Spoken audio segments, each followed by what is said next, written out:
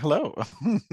I am Ashton. I am a blue and white husky dog for my crew out there. Used to be staff at ScotiaCon. That was fun. Um, I like planes a lot. I'm a student pilot. Um, Currently working towards my PPL, which at time of broadcasting, hint, hint, I should hopefully be maybe having my license. I don't know. Probably not. We'll see. We'll see. We'll see. Um, what else do I do?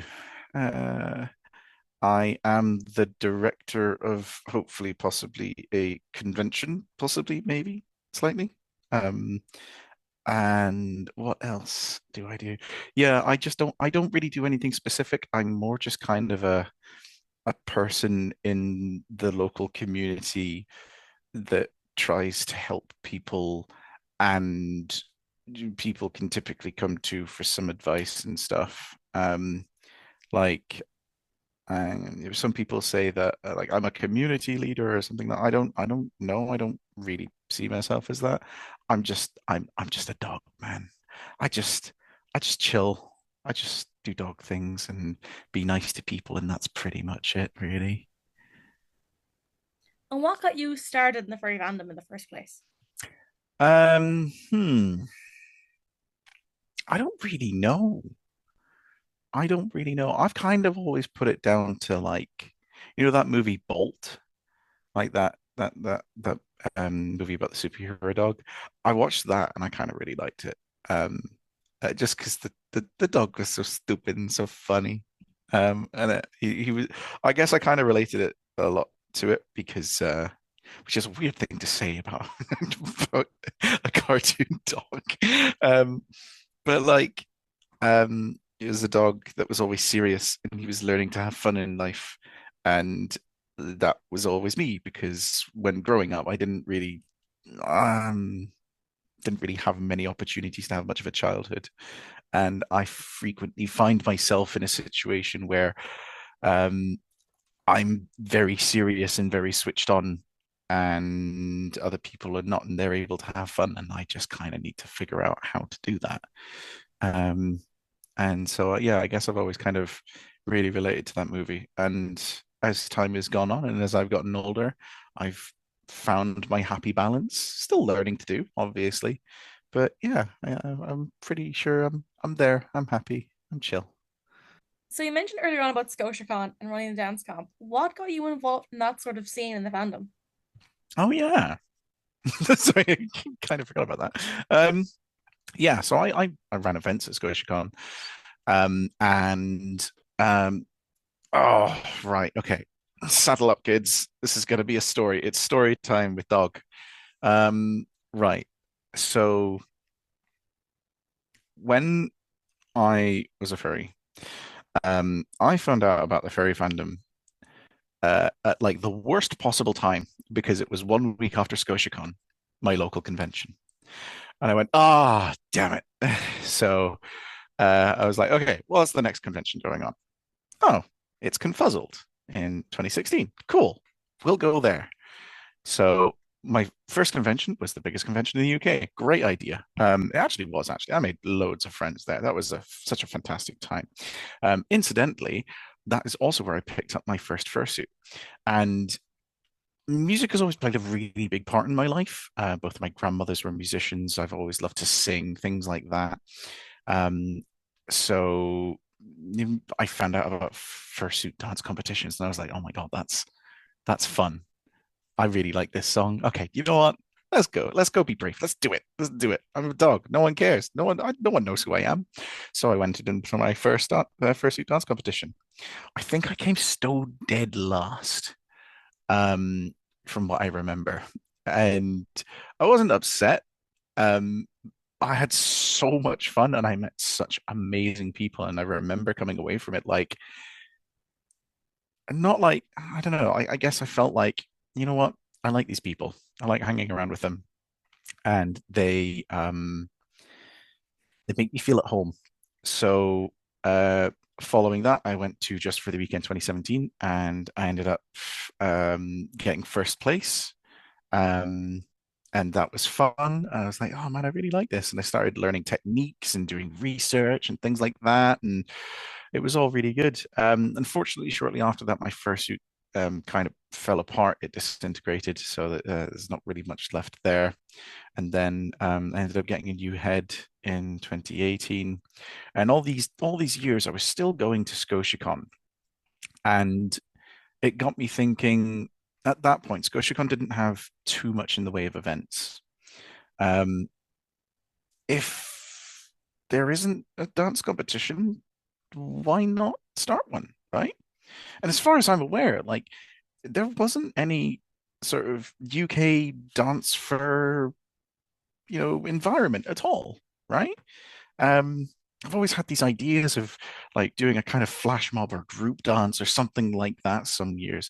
Not even people in fursuit, but just people in general, so that we can all be part of this one community. We can all do something together as a group, and it just makes you feel part of a bigger whole than just yourself. It's a great way to break the ice and everyone doing stupid dance moves at the same time. But anyway, so started the first dance competition. I cannot remember which year. You're gonna have to forgive me for that. And it went down absolutely spectacularly. It was great. Um, and I learned so much because it was a shambles. Running it every single year has always been other people helping to put it on. It's never just been a one-man show. It's never just been myself. I may have done the initial organizing, but it's always been a group effort of so many people coming together to put on this this show. But there's always one thing that's really irked me about existing competitions, and that's um, it's a competition. And as much as competitions are fun and stuff like that, um, when you have a competition, there are winners. There are also losers, and I tried to think of it in a different way, right? So we could either have we could have a competition where there are winners and there are losers. Well, you didn't win. Sorry, that's it. Goodbye. And no one gets anything from it, right? Come at it from a different angle. It just kind of hit me one day. It's like it's a competition, but it's a performance, right? It's putting on a show. They'll be grading, but every single one of us is working towards doing something entertaining for the community and the audience. It's always about putting smiles on people's faces. That's why we're all here. That's why we have fursuits, That's why we go out and do public fursuiting, is to try and make the world just a bit of a better place, make it less dull. So yeah, we'll put on a performance and we'll make sure that no one goes away empty-handed. We will make sure that for everyone, all of their effort, all of their hard work is respected, and together we will put on a big show. And over the years, especially since ScotiaCon changed venue, it's grown beyond wildest imaginations. It was a particularly difficult time in 2023 or 2024 when I had gone through a very big rough patch with several um, family and deaths of friends in a very short space of time. And I'd been struggling with mental health. And along with upcoming learning to fly and stuff, I ended up saying, look, I need to take a step back from all of this. I need to refocus on things, get myself into a better life situation, and be there for other people. So I ended up handing the reins over to probably one of the best people I know, just flat out, called Azakir. Um, and he took it and he ran with it. He was an absolute natural. And every single year, I sit in the crowd and I watch and I cry with happiness to see how everything has come along. And even the dancing community is sort of rallied around, and I see people giving advice and helping each other. And it's exactly what I always wanted. Just a nice, friendly, non-competitive, but performative atmosphere with a bit of humor thrown in. And it's just, there's not many things in this world currently that gives me hope which is a dark thing to say. But that does it kind of proves to me that if you put in effort and if you curate it in the right way, something beautiful can come out of just a bit of effort and a bit of hope and a bit of trust. Um, and people's smiles and everything makes it all worth it. Long-winded answer, but that's my interaction with the dancing community. That is wonderfully said. Like, yeah, that's exactly how I feel about dance comp because it's a place in my heart that I hold very dear. Like Hmm. I started being involved with it in 2023, kind of by accident, to be honest with you. Um, I think that was your last year. I think running it was 2023. Um, Yeah. yeah, so we worked together and I had no idea what I was doing. I had no clue. I was like, it'll be grand, you know. And then over the years I like built up this rep with Azzy, and like being head cap behind the scenes and looking after Hmm. backstage and stuff. And I agree with you, like it's grown year on year on year. Um, but I'm in absolute awe of yourself and Typhoon as well, for the work Yeah. that went into it. Um, Yeah, I miss so Typhon was in just for the week in 2017 when I came first, he came second. And in the ScotiaCon the year after, I recently found out actually we did a group dance at ScotiaCon for the talent thing, um, called to the song of this won't be our last dance or something like that. Um, Sadly, it turns out it was, um, and I miss him terribly. I do because he was always there. He was always trying. Um, but yeah. a recent Scotia, they introduced the Typhoon Cup and getting to like hold that. And I remember the year that his head was there and you were talking to the audience and you could Hmm. hear a pin drop. The room was silent. And I remember being backstage and like being back there with some of the staff and the crew and dancers alike, people that have known him and people that didn't but saw the impact that he had. Everyone was crying. Ashton, thank you for making everyone cry. God, that was so difficult to keep composure after that. I'm a very emotional person. It was so difficult to keep going after that. I wanted to just run off and cry. It was really, really difficult. Um, but yeah, no, I wanted to figure out a way of um I wanted to figure out a way of making a lasting legacy out of him because he never won, but he was always the audience's favorite, right?